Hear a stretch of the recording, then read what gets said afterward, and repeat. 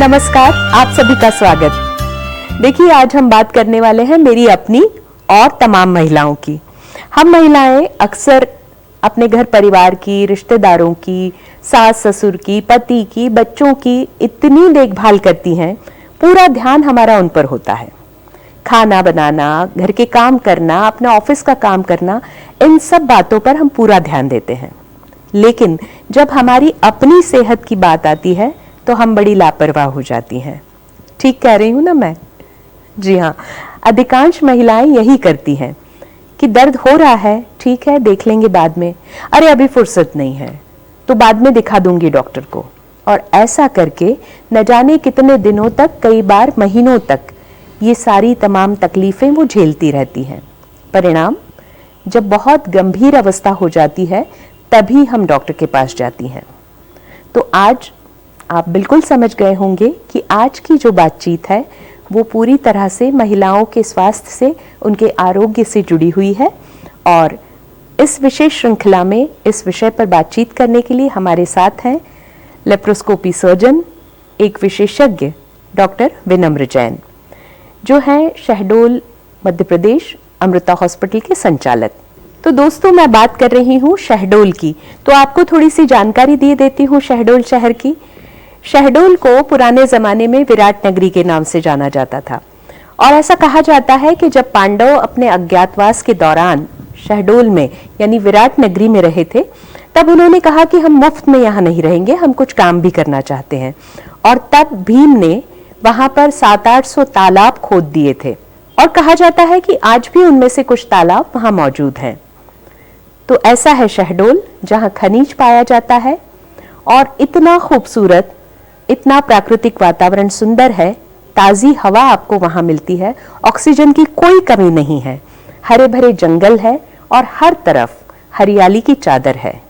तो ऐसे सुंदर से शहडोल में सुसज्ज हॉस्पिटल है जिसका नाम है अमृता हॉस्पिटल, जहां आप अपनी हर परेशानी का समाधान पा सकते हैं। और जहां के डॉक्टर हैं विशेषज्ञ डॉक्टर, जिन्होंने लंदन से MRCS की डिग्री हासिल की है, वो हैं डॉक्टर विनम्र जैन। तो चलिए आज महिलाओं से जुड़ी हुई एक खास समस्या पर बात करते हैं डॉक्टर विनम्र जैन से। डॉक्टर जैन, आपका स्वागत करती हूं मैं। नमस्कार निर्जय जी। तो मुझे ये बताएं कि वो कौन से सामान्य लक्षण हैं जिनसे आमतौर पर महिलाओं को ये पता लग सके कि उन्हें गर्भाशय की कोई बीमारी है। ज्यादातर समय में महिलाएं ब्लीडिंग जी, अत्यधिक रक्तस्राव जी, पेट का दर्द निचले हिस्से में जी, ये दो मेन कारण हैं जिसके कारण से महिलाएं गायनेकोलॉजिस्ट के पास पहुंचती हैं, महिला रोग विशेषज्ञ डॉक्टर के पास जी। मैं एज अ सर्जन, मेरे पास जब सर्जरी के लिए आती हैं, so obviously being a surgeon किसी भी रोग का वो आखिरी विकल्प है। सो मेरे पास उस आखिरी विकल्प में जब ऑपरेशन लगता है तब वो मेरे पास आती। ऑपरेशन की जब जरूरत महसूस होती है तो वो आपके पास आती हैं। तो जितनी भी महिलाओं की समस्याएं हैं, तो क्या उसके लिए ऑपरेशन ही एकमात्र इलाज है? और वो ऑपरेशन मुझे लगता है एक ओपन सर्जरी और दूसरी जो आप करते हैं लेप्रोस्कोपिक। जी, जनरली महिलाओं के गर्भाशय की 3-4 प्रमुख बीमारियां हैं जिसमें उन्हें ऑपरेशन की जरूरत पड़ती है जी। पहला इन्फेक्शन, दूसरा फाइब्रॉइड या गांठें जी, तीसरा कैंसर और चौथा प्रोलैप्स, बच्चेदानी का खिसक जाना। ये मुख्यतः इन्हीं कारणों से ऑपरेशन की जरूरत पड़ती है। मैंने ये भी सुना है कि बच्चेदानी का बड़ा आकार, तो वो क्या होता है? बल्कि यूट्रस। जी हाँ। बल्कि यूट्रस का मतलब होता है बड़ा आकार, जैसा आपने कहा, usually 5 centimetre by 3 centimetre by 2 centimetre. ये एक नॉर्मल यूट्रस का साइज है around 40 years of age of a female जी। इसे एक स्टैंडर्ड साइज हम मानते हैं। अब जब वो size 12 centimetre by 8 centimetre by 6 centimetre हो जाता है या इससे भी बड़ा या 5 सेंटीमीटर से बढ़ जाता है, तो हम उसे बल्कि या बड़ा यूट्रस मानते हैं। जी, तो यानी ये सारी समस्याएं अगर होती हैं तो गर्भाशय निकालना यही एकमात्र विकल्प है। ये बेस्ट विकल्प है, फुल और फाइनल और बेस्ट। लेकिन एक आम तौर पर यह भी गलतफहमी या भ्रांति होती है कि गर्भाशय के निकाल देने पर आप की जो महत्वपूर्ण अंग माना जाता है स्त्री शरीर का, जी, तो वो कहीं ना कहीं अपने आप को अधूरा सा महसूस करती है। क्या ये सच है? जी नहीं, ये गलत है। गर्भाशय ऊपर वाले ने सिर्फ आपको वो झोला प्रदान किया है जिसमें आपका बच्चा 9 माह तक आप पालकर बड़ा करती। जी, आपके नारित्व का दायित्व आपकी ओवरीज को दिया गया है, अंडाशय की। जी, आदमियों में वो अंडे शरीर के बाहर पाए जाते हैं, महिलाओं में वो अंडे गर्भाशय के बाजू से पेट के अंदर पाए जाते हैं। जी, पर नारित्व का दायित्व अंडों को है, क्योंकि वही वो हार्मोन्स प्रोड्यूस करते हैं जिन्हें हम ईस्ट्रोजन और प्रोजेस्टेरॉन कहते हैं। तो इसका मतलब ये हुआ कि मान लीजिए प्रजनन की जो प्रक्रिया है, या आपके 2 बच्चे हो गए हैं, 3 बच्चे हो गए हैं, तो अगर गर्भाशय उसके बाद निकाल दिया जाता है तो उससे कोई फर्क नहीं पड़ता। जी, यहाँ पर TLH, जिसे हम लैप्रोस्कोपिक हिस्टेक्टोमी कहते हैं, मतलब दूरबीन पद्धति से बच्चेदानी के ऑपरेशन का एक बहुत बड़ा रोल है, जहां पर वो सिर्फ बच्चेदानी को निकालता है और आपके अंडाशय, दोनों अंडाशय या अंडाशयों को प्रिजर्व करता है। जी, जिसकी वजह से अंडों से बनने वाले हार्मोन्स आपके शरीर में आ रहे होते हैं ऑपरेशन के बाद, और आपका नारित्व सुरक्षित रहता है। अगर ओवरीज निकाली नहीं जाती हैं तो उसके क्या फायदे हैं, और अगर निकाल दी जाती हैं तो उसके क्या नुकसान हैं? ओवरीज के रहने से आपके अंदर ईस्ट्रोजन और प्रोजेस्टेरॉन की कमी नहीं होगी और आपका नारित्व बना रहेगा।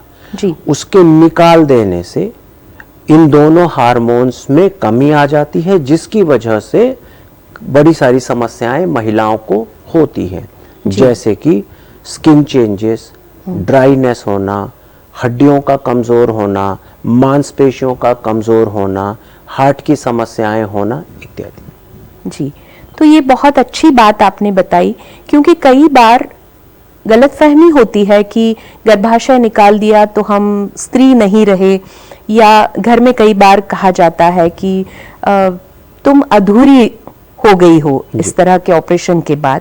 तो ये सारी मिथ है, मतलब गलत बातें हैं जिन पर ध्यान नहीं दिया जाना चाहिए, और समय रहते अगर आपको कोई तकलीफ है तो लेप्रोस्कोपी से ऑपरेशन सबसे अच्छा विकल्प है, ऐसा मुझे भी लग रहा है। बिल्कुल। तो ये बात आपने बहुत अच्छी कही। तो जब ये ऑपरेशन के लिए आपके पास महिलाएं आती हैं, मन बनाकर, घर से सारी परमिशंस लेकर, और घर के लोग भी उनके साथ आ जाते हैं, तो ऑपरेशन की प्रक्रिया क्या होती है, कितने देर तक चलती है, और कब वो महिला अपनी सामान्य स्थिति में लौट सकती है? लैप्रोस्कोपी के सिद्धांत इस ऑपरेशन में भी बहुत क्लियर हैं और पेशेंट फ्रेंडली हैं।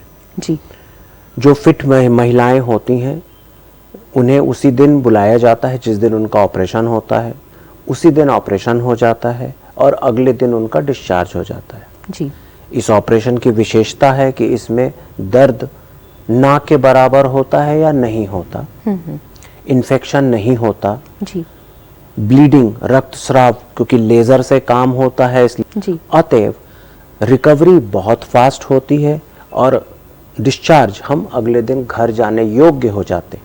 वाह।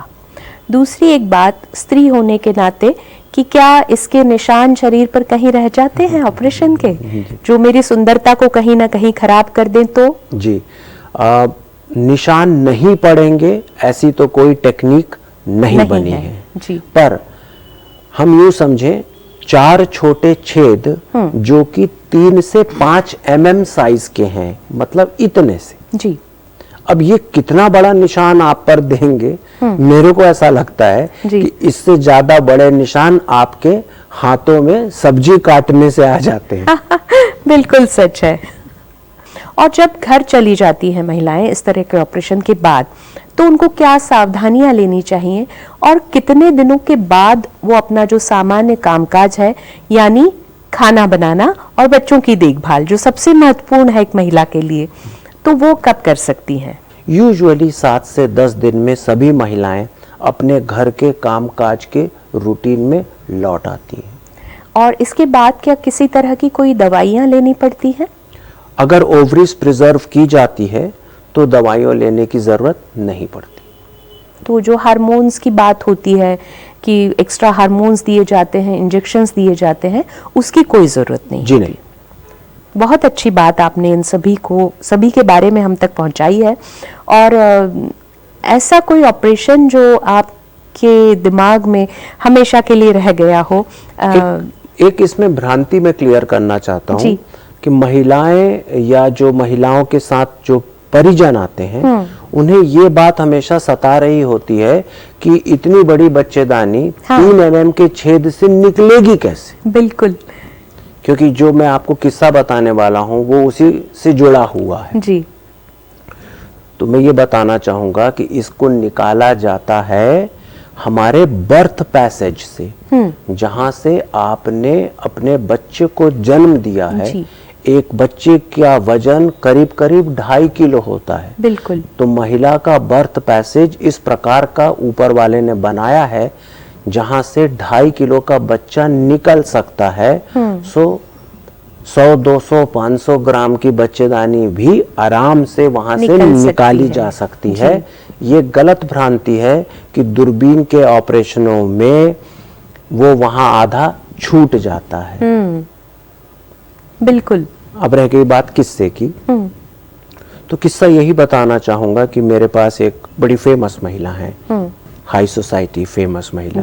उनको बच्चेदानी की समस्या थी और वही फाइब्रॉइड था उनको जी। और उनके बच्चेदानी का साइज काफी बड़ा हो गया था। पर पढ़ी लिखी थी, साइंस, आधुनिक साइंस विज्ञान पर विश्वास रखने वाली थी। सो उनका ये था कि मुझे लेप्रोस्कोपिक ही निकलवाना है जी। सो उनके लेप्रोस्कोपी के लिए करीब करीब उस यूट्रस का जो साइज था वो तकरीबन 1.8 किलोस का था। ओह। मेरे अपने ऑपरेशन के करियर का सबसे बड़ा साइज, जो यूट्रस का साइज जिसे मैंने दूरबीन पद्धति से निकाला, ये वो है जी। और उनके विश्वास के कारण, उनका मुझ पर विश्वास, मतलब मेरा विश्वास यहाँ डिग रहा था कि मैं क्या इतना बड़ा निकाल पाऊंगा जी। पर she was more confident on me than myself कि नहीं डॉक्टर साहब आप करिए, बहुत बढ़िया हाथ है, आप करिए और आप ही करेंगे। किस्सा यही है कि उनका विश्वास ने मुझे इतना बल दिया जी कि मैंने 1.8 तकरीबन 2 किलो का यूट्रस बच्चेदानी लेप्रोस्कोपिकली निकाली और सक्सेसफुली निकाली। और वही बहुत सुखद एहसास और मेरे अपने करियर का वो एक माइलस्टोन बना। डेफिनेटली। तो जब मैं 2 किलो की बच्चेदानी निकालने लग गया तो अब जब मुझे 100 ग्राम की निकालनी होती तो मेरे लिए बाएं हाथ का खेल हो जाता है। क्या बात है, वाकई ये विश्वास, मुझे ऐसा लगता है कि एक डॉक्टर को अपने आप पर विश्वास होना और उसके पास आने वाले पेशेंट को उतना विश्वास डॉक्टर पर होना बहुत ज्यादा जरूरी है, क्योंकि ऐसा डॉक्टरों का मानना है और मेरा ऐसा मानना है कि हम सभी फाइन से ही गवर्न्ड हैं। बिल्कुल। तो वो मरीज जो मुझ पे विश्वास करे और हमारा आपस में एक ट्रस्ट फैक्टर डेवलप्ड हो, सो मैंने अपने करियर में देखा है कि हमेशा रिजल्ट्स ऐसे में पॉजिटिव और सुखद आते हैं। निश्चित रूप से, क्योंकि जब भी आप किसी से मिलते हैं किसी भी काम के लिए, अगर मन में ये विश्वास है कि ये हमारे लिए अच्छा ही करेंगे तो निश्चित तौर पर काम अच्छा होता है। आप खुद भी एक सकारात्मक सोच के साथ उस काम को करते हैं और खुद भी सकारात्मक रहते हैं। तो बहुत बड़ी बात आपने इस किस्से के साथ सब तक पहुंचा दी है। तो डॉक्टर साहब, हम अभी बात कर रहे थे फाइब्रॉइड्स की, यानी गांठों की। तो कई बार सोनोग्राफी में ये फाइब्रॉइड्स दिखाई देते हैं, गांठें दिखाई देती हैं, तो क्या हर बार ऑपरेशन की आवश्यकता होती है? जी, सोनोग्राफी फाइंडिंग में फाइब्रॉइड मिलना ये एक जनरल आम बात है जी। थोड़ा सा मैं बताना चाहूँगा फाइब्रॉइड्स के बारे में कि 30% ऑफ द वीमेन में यूट्रस में पाए जाने वाली ये एक आम समस्या है जी।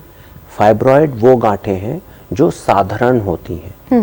पॉइंट 1 कि ये आगे चलकर कैंसर बनेंगी ऐसे चांसेस बहुत कम होते हैं। अच्छा। पॉइंट 2 कि फाइब्रॉइड छोटे मतलब मटर के साइज से लेकर आंवले के साइज, टमाटर के साइज से लेके बड़े तरबूज के साइज तक हो सकते हैं। ओह। अब जो छोटी गांठें होती हैं और आपको तकलीफ नहीं देती जी। तो उन्हें हम ओवरलुक कर सकते हैं, इग्नोर कर सकते हैं, प्रोवाइडेड कि आप अपनी सीरियल सोनोग्राफी समय समय पर 6 माह 1 साल में कराते रहें जी। जो बड़ी गांठें होती हैं और आपको तकलीफ देती हैं उन्हें निकालना ही पड़ता है या निकलवाना ही पड़ता है, मतलब आपको सर्जरी करानी पड़ती है जी। इन गांठों की मेन समस्या 2 हैं जी। एक है ब्लीडिंग, हैवी मेंस्ट्रुअल साइकिल जी। और दूसरा है पेल्विक पेन, मतलब पेट के निचले हिस्से में दर्द होना। तो आपने जैसे बताया कि निचले हिस्से में दर्द होना या अधिक रक्तस्राव होना माहवारी के दिनों में या वो लंबे समय तक वो चलते रहना, तो ये कारण हो सकते हैं गर्भाशय की किसी बीमारी का संकेत। जी। तो हम तो कई बार ऐसा होता है कि हम उसको टाल देते हैं कि कई बार दवाइयां लेकर वो बंद हो जाता है रक्तस्राव, या अगली बार भी ऐसा होता है कि 4 दिनों के बजाय वो 10 दिनों तक होता है, कई बार 15 दिनों तक होता है, और फिर वही होता है कि दवाई खाकर हम उसको रोक देते हैं, डॉक्टर की सलाह से लेते हैं दवाई। लेकिन क्या ये ठीक है इस तरह के रक्तस्राव को नजरअंदाज करना? बिल्कुल गलत है। हम खाना क्यों खाते हैं या खाना फाइनली क्या होता है? फाइनली खाना आपके अंदर खून बनता है जी। और वो खून ही है जो आपको आपकी शारीरिक ताकत प्रदान करता है। बिल्कुल। अगर आपको ब्लीडिंग हो रही है मतलब ब्लड लॉस हो रहा है, आप खून निकल रहा है आपके शरीर से, तो ये एक सीरियस प्रॉब्लम है जिसपे सबका ध्यान, हर महिला का ध्यान जाना चाहिए। मैं उन हर महिला जिनको ब्लीडिंग हो रही है को ऑपरेशन की सलाह नहीं दे रहा हूं जी, पर मैं उनको ये बात के लिए अपील जरूर कर रहा हूं कि अगर आपको ब्लीडिंग की समस्या है तो गायनेकोलॉजिस्ट को जरूर दिखाएं, अपने आप को इन्वेस्टिगेट कराएं और उसका कारण ढूंढ निकालने की कोशिश करें। अनेक ब्लीडिंग के कारण ऐसे हैं जो दवा गोली से साध्य हैं और ब्लीडिंग बंद हो जाती है। पर अगर दवा गोली से ब्लीडिंग बंद नहीं होती या ऐसी कोई समस्या जैसे कि गांठ, कैंसर, क्रॉनिक इन्फेक्शन, तो फिर आप ऑपरेशन का सहारा लेके इसका परमानेंट इलाज कर सकते हैं। वाह, ये बहुत अच्छी जानकारी आपने हम तक पहुंचाई। और चूंकि हम बात कर रहे हैं महिलाओं के स्वास्थ्य की, तो एक कोई ऐसी जनरल टिप दे दीजिए कि जिससे हम महिलाएं अपना ज्यादा ध्यान रख सकें। जी, तो अगेन आपने ब्लीडिंग की बात छेड़ी, तो मैं ब्लीडिंग को लेकर ही कहना चाहूंगा कि महिलाएं अपने भोजन को भी ओवरलुक करती हैं। जी, अर्थात कि खाना तो खाती हैं पर बैलेंस्ड डाइट नहीं खाती। जी, मैं उनसे अपील करूंगा कि उनका भोजन बैलेंस्ड होना चाहिए, अर्थात एक ऐसा खाना, एक ऐसी थाली जिसमें कि कार्बोहाइड्रेट्स, प्रोटीन्स, फैट, विटामिन्स और मिनरल्स, ये 5 चीजों का समावेश हो। तो मेरी जितनी भी सखियां हैं और उनके परिवारजन, वो सभी इस बात पर ध्यान दें कि अगर कोई बीमारी होती है, कोई समस्या आती है, तो उसे नजरअंदाज ना करें। समय रहते अपनी जांच करवाएं, उचित सलाह लें, और अगर आपको तंदुरुस्त रहना है और आप एक बहू, बेटी, माँ, पत्नी और इतने सारे रोल्स अगर आप अदा करती हैं, तो बहुत जरूरी है आपका शारीरिक रूप से स्वस्थ रहना। तो क्या हम उम्मीद करें कि हम सभी आगे से सबसे पहले अपनी सेहत का ध्यान रखेंगी और बाद में बाकी सबकी। डॉक्टर साहब, आपसे जो आज बातचीत हुई है उसमें से कई ऐसे छोटे छोटे मुद्दे समझ में आए हैं जिनका जानना और जिनको समझना हर एक महिला के लिए बहुत ज़रूरी है। तो आपने इतनी अच्छी जानकारी आज हमें दी, आपका हार्दिक धन्यवाद और आपसे पुनः बात करना ज़रूर अच्छा लगेगा।